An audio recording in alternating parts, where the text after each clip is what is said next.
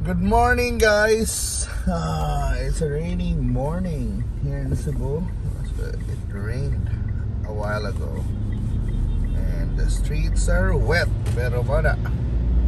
It's the start of the long weekend. It's already December 28th, and it's gonna be a long weekend because 28 is Saturday, 29 is Sunday, and December 30, Monday, is a holiday.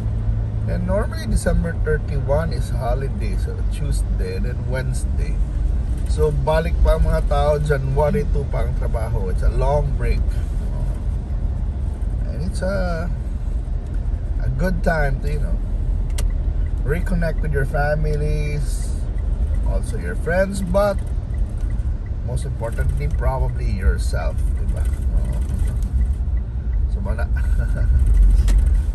we can talk about mga things you plan about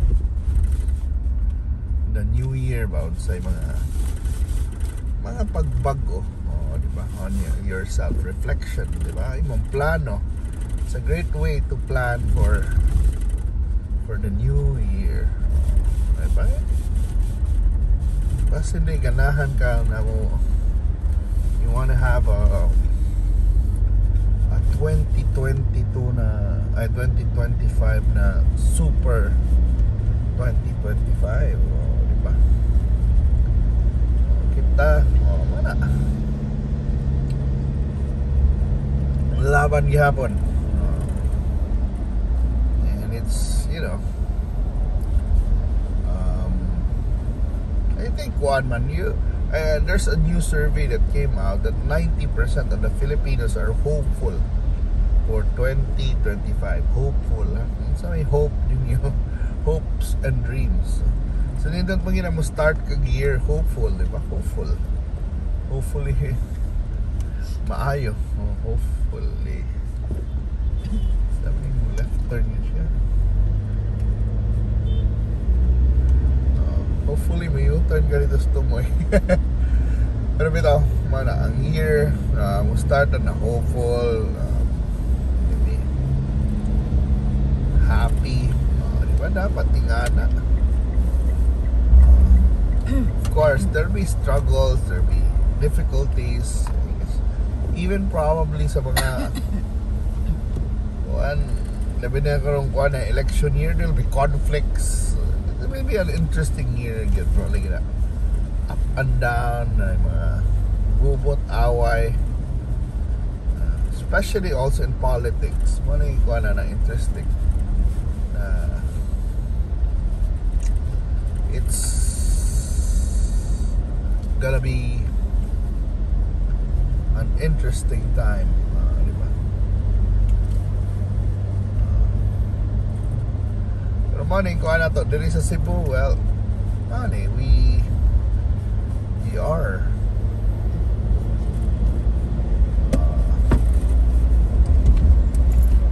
we're also still in a celebration mode, diba? Pero okay ba sa mga plans? So na naman yung mga fireworks ang city, mo naman lahi rong tuiga.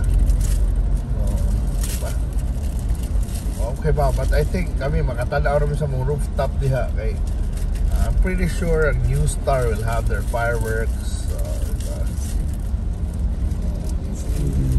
SM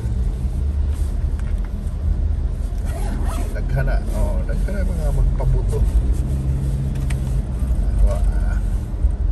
Pero unlike lagi before, the funny thing is sa una kita may magpabuto pag mahog ba DIY.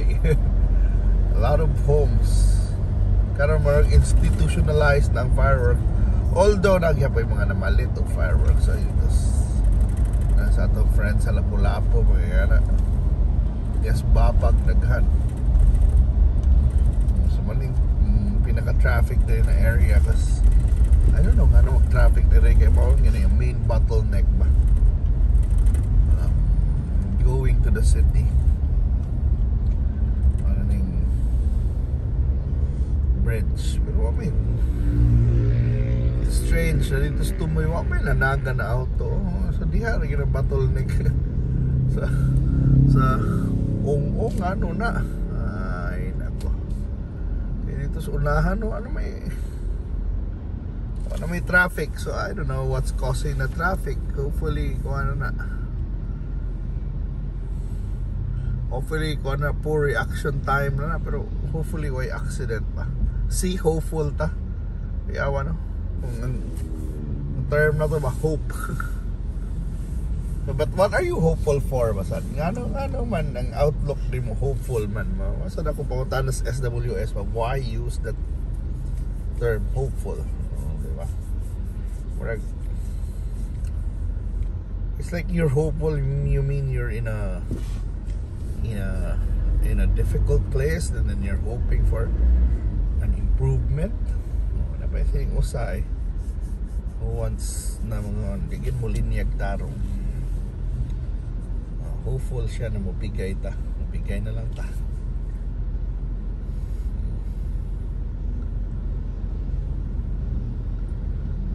Pero na hopeful ta na traffic ta na stuck tag traffic.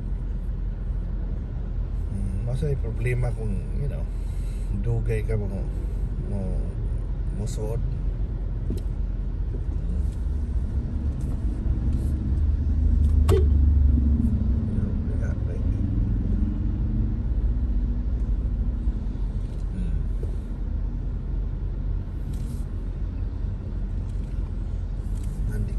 Linya. Yeah, pero hopefully we are na pa siya Duterte warriors.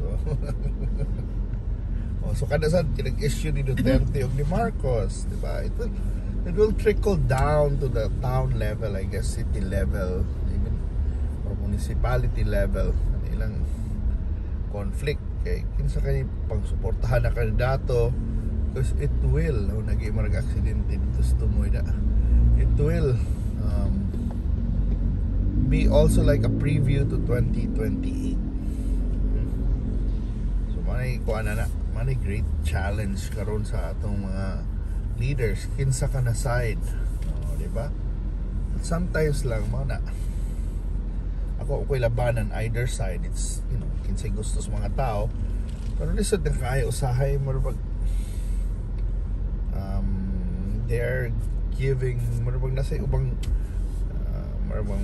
personalities on both sides, or like gubot or more mag trash talking or mongering, nga na ba na type na kuan ba trying to like paint the situation as really unstable atong country. Sometimes kuan na rhetoric na ba.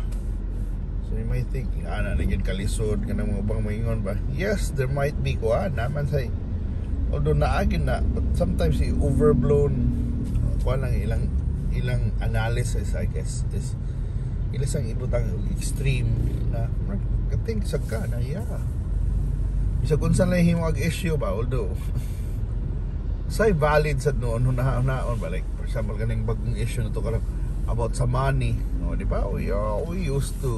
We're used to having heroes on our money. Now we're like collecting Pokemon cards na lang, na marag natin mga collecting animals naman noon. Di ba? Say sunod tingnan natin collect sunod basig atong money will feature mga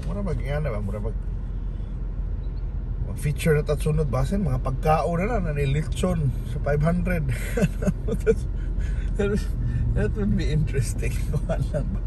Marami ihimo naman ang collectors ko lain-lain ang but although mga ganay resistance ang kuan, although masaray ko pwede mo sa digit tao bitaw to unpoliticize the money, pero mao na kay but kuan man agud mga heroes man sa subid na another gud mi na makikita ming Jose Rizal sa kwarta, di ba?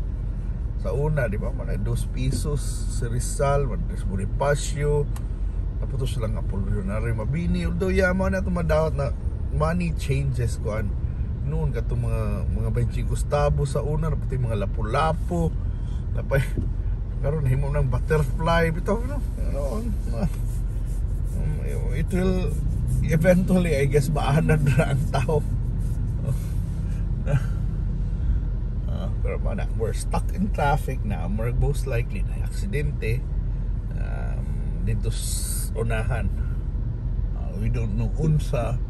At malay na ingat lang yun tas biyahe kay mamaya labi na ka na mo biyahe karong mga adlaw because we have, you know, as I said, it's gonna be a long road weekend, so pwede mo mag road trip.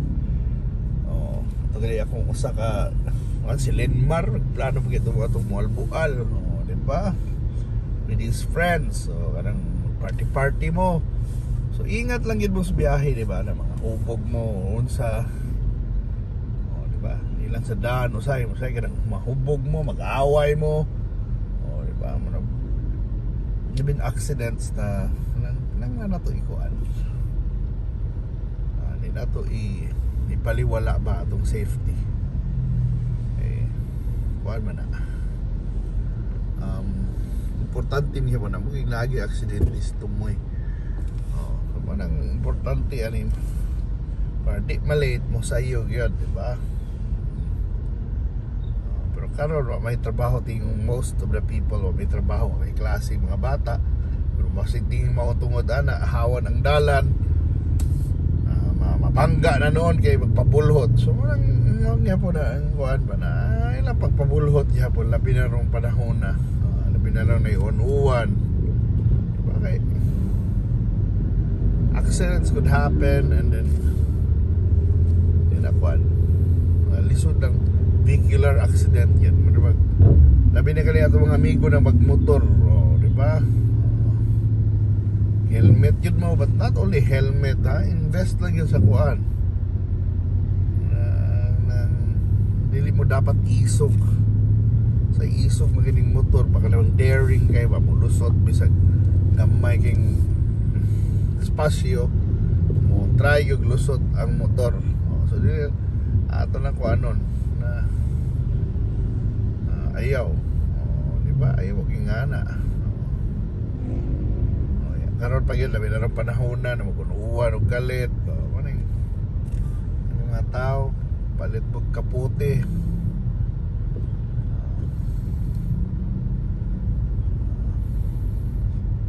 So ingat lang sa biyahe. Ana, imagine 12 minutes na nagapunta dire. Putay 15 minutes, diba, dire maglusok nun aniw anay traffic, pero lagi we have a 10-minute delay dire lang na area. So mana nahog mo ng rush hour mamatay mga auto nagdagan.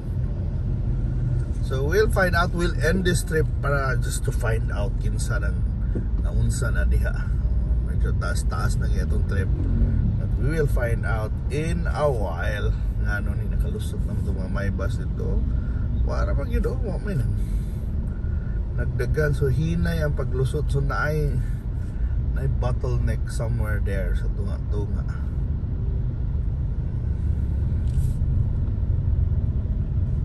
So hopefully unsa na nasiraan na rather than may tag-disgrasya kita na unsa lisod kaya na hasta motor hinay.